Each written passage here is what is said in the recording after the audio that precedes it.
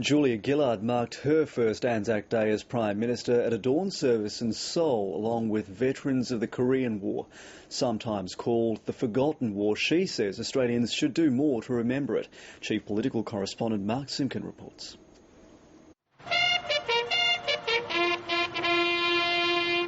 At the coming up of the sun, they remembered them.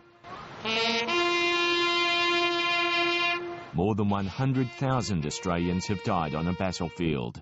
Each of them one of us, each of them lost to us now. Each in essence an ordinary Australian who we asked to do an extraordinary thing. Julia Gillard's the first Australian Prime Minister to commemorate Anzac Day in Korea.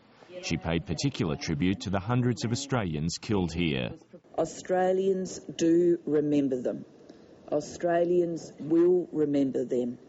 We remember them with our silence, lest we forget. Many Australians have forgotten the Korean War, and that's angered some of its veterans. Bit of rum. Here's Anzac Day. They say it's about time their sacrifices were recognised. To be here in this country at this time, for veterans that have served here, it's a very meaningful occasion. The veterans aren't the only ones glad Julia Gillard's here.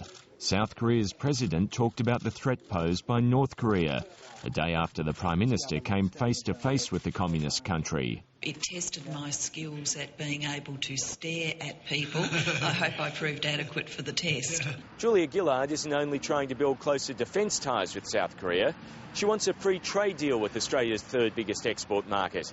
And privately, Australian officials are confident they'll get one by the end of the year. An agreement between Korea and Australia is in the interests of both our nations. It's in Australia's interests, particularly in the interests of our agricultural sector. That's for the future. Today's main focus is the past. Mark Simpkin, ABC News, Seoul.